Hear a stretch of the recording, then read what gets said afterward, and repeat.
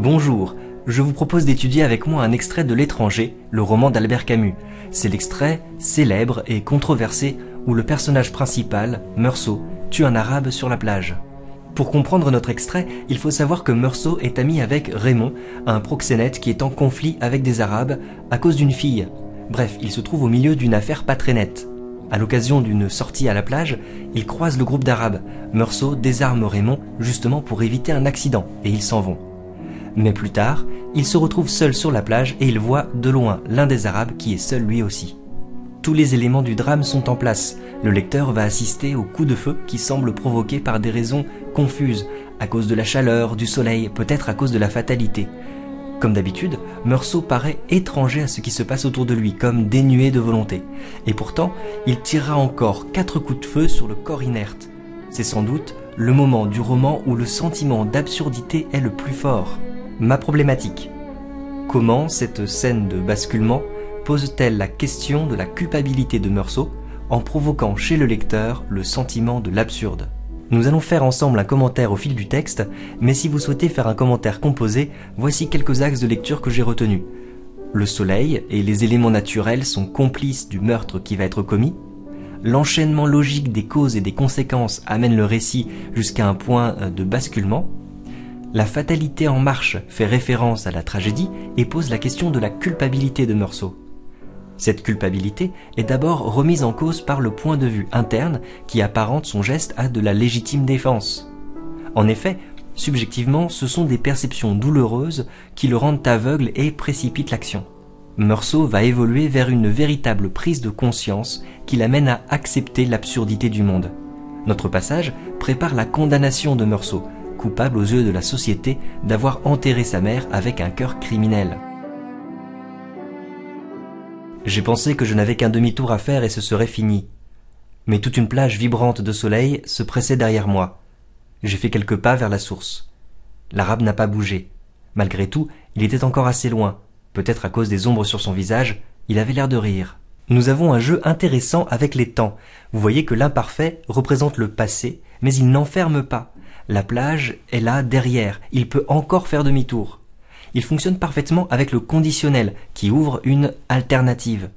Mais le passé composé au contraire va tout précipiter. J'ai fait quelques pas.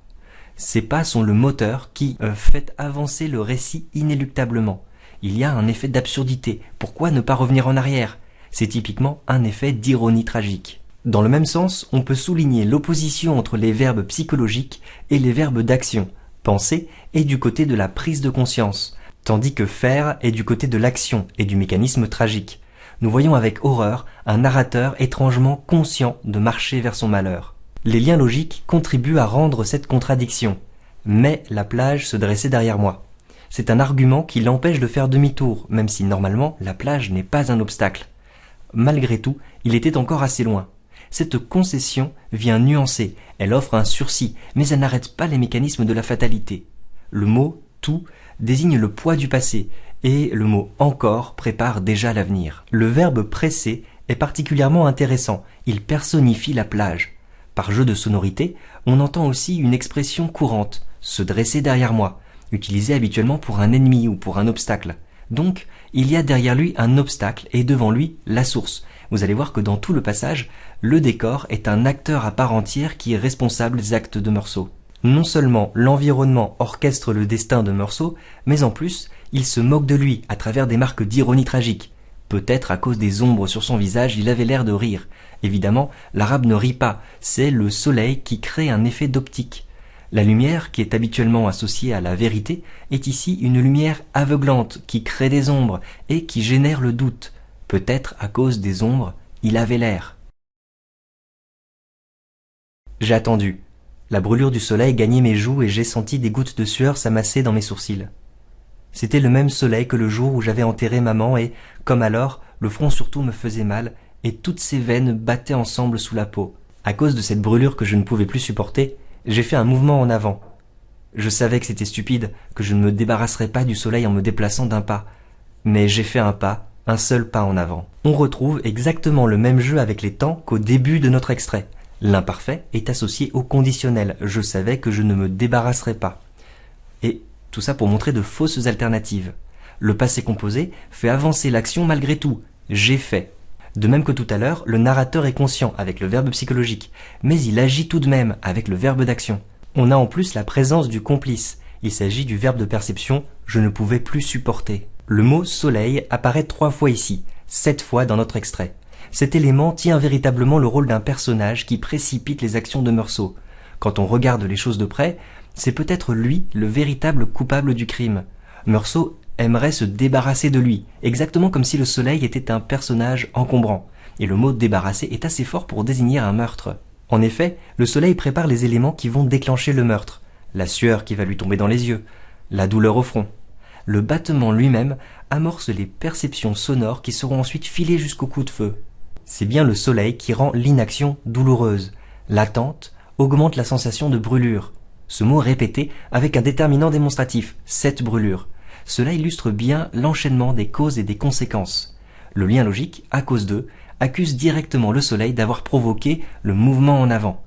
Les pas illustrent la fatalité avec une insistance sur un seul pas. On approche du moment de basculement. Meursault évoque le jour de l'enterrement de sa mère. C'était le même soleil. On peut dire que c'était aussi la même culpabilité. En effet, dans le procès, les 2 épisodes vont peser autant dans la condamnation. Ce sera d'ailleurs résumé par le procureur qui dira « J'accuse cet homme d'avoir enterré une mère avec un cœur de criminel ».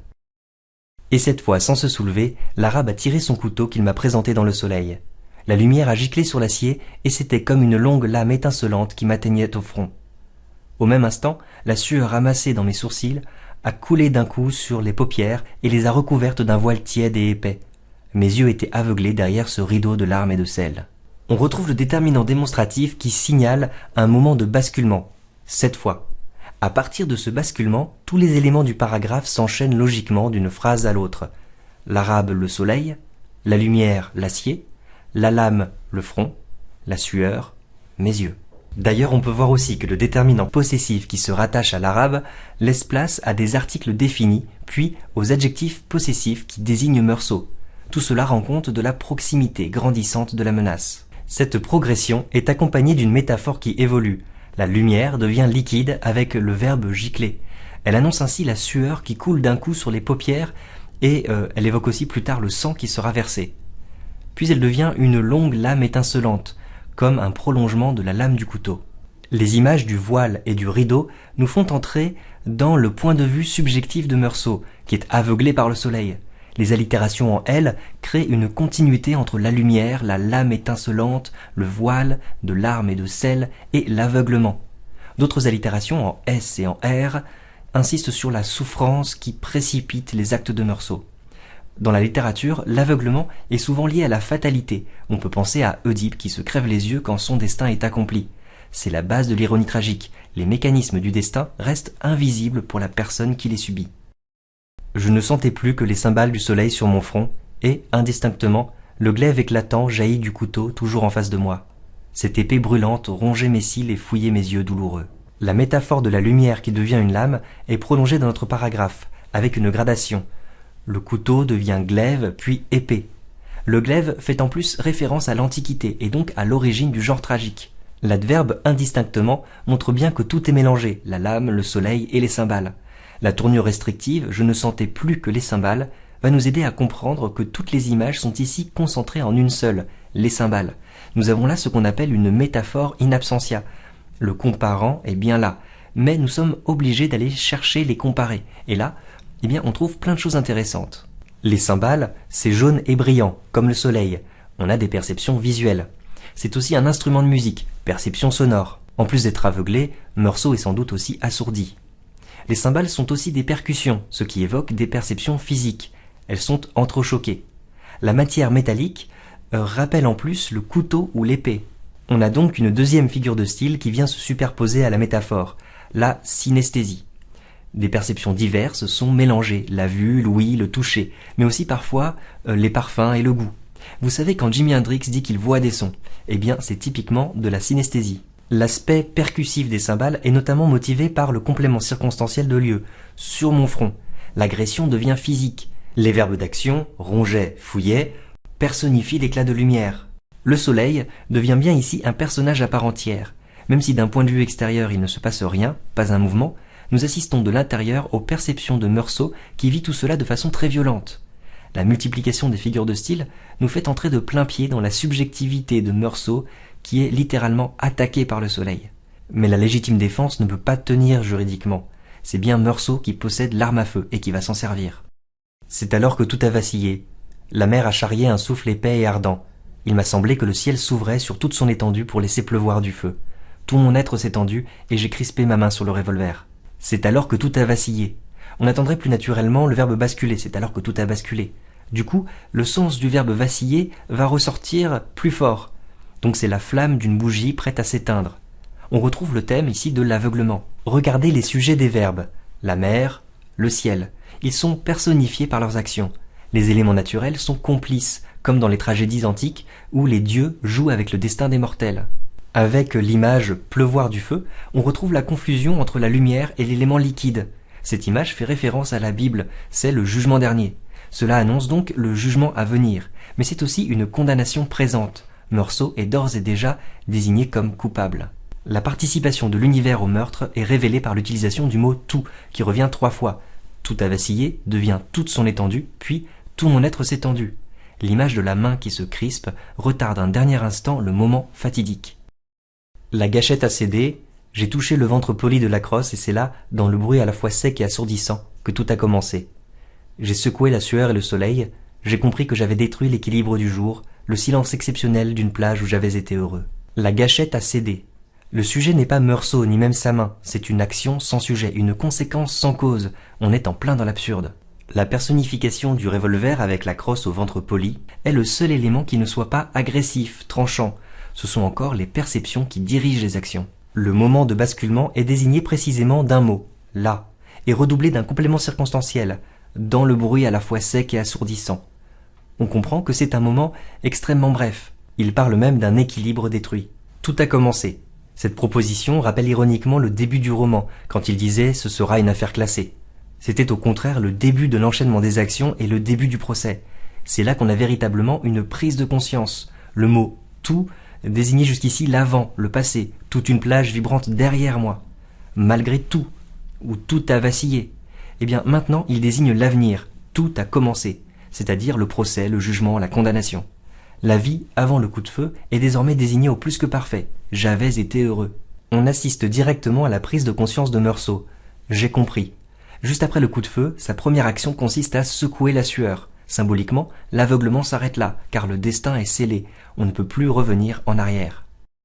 Alors j'ai tiré encore 4 fois sur un corps inerte où les balles s'enfonçaient sans qu'il y parût. Et c'était comme 4 coups brefs que je frappais sur la porte du malheur. Les 4 coups de feu sont vraiment le détail accablant et inexplicable qui font de Meursault un coupable. En effet, devenu conscient, il est bien le sujet du verbe « j'ai tiré ». Mais pourquoi s'acharner sur un corps inerte ? On peut essayer de comprendre en disant qu'on touche ici au point le plus absurde du roman. On peut aussi interpréter en disant que Meursault a évolué. Par son geste, il assume son destin, il accepte sa culpabilité et il sort de la société humaine. Le lien logique, alors, peut nous aider à comprendre cela. Comme j'étais déjà condamné, alors j'ai tiré 4 coups de feu supplémentaires. Frapper à la porte, c'est bien un acte conscient. Il ne le fait pas malgré lui, il demande à entrer. Il est bien dans un mouvement d'acceptation de son destin qui commence et qui est un destin de mort. En tout cas, la dernière phrase est dramatisée, et c'était, avec le lien logique d'addition et l'imparfait. L'image de la porte est une prolepse, c'est-à-dire qu'elle annonce toute la deuxième partie, le procès et la condamnation de Meursault. En effet, la porte est au choix soit celle du tribunal, ou bien celle de la prison, ou même celle de la mort. Le mot « malheur » entre en écho avec juste au-dessus « j'avais été heureux ». Nous avons bien un roman en 2 parties bien distinctes, avec un avant et un après. Dans notre passage, la culpabilité de Meursault est en jeu. Comme le point de vue est interne, le lecteur comprend le rôle des perceptions dans le geste de Meursault. Le soleil est aveuglant, la lumière est tranchante. Les éléments naturels se comportent comme les dieux de la tragédie antique, qui ont décidé de poursuivre leurs victimes d'un destin écrasant. Ils sont perçus comme les véritables complices du meurtre. Dès lors, nous voyons s'accomplir l'enchaînement des causes et des conséquences qui conduit au basculement du récit. Cependant, Meursault semble bien conscient de ce qui se passe. Il entrevoit plusieurs fois la possibilité de revenir en arrière, mais il fait le choix de tirer 4 coups de feu sur un homme déjà mort. La suite du roman est inéluctable. Il sera reconnu coupable par la société et il sera condamné à mort. Quelque part, le geste de Meursault est un suicide. Dans un essai philosophique, Le mythe de Sisyphe, Camus écrit « Mourir volontairement suppose qu'on a reconnu, même instinctivement, le caractère insensé de cette agitation quotidienne et l'inutilité de la souffrance. » À la fin de cette première partie, Meursault est au milieu de son parcours initiatique. Il accepte le sentiment d'absurdité. C'est cela qui explique l'évolution du style, le foisonnement des métaphores et des images. Mais il n'a pas encore terminé son parcours initiatique. Il sera amené, dans les toutes dernières pages du roman, à évoluer encore, cette fois-ci vers la révolte.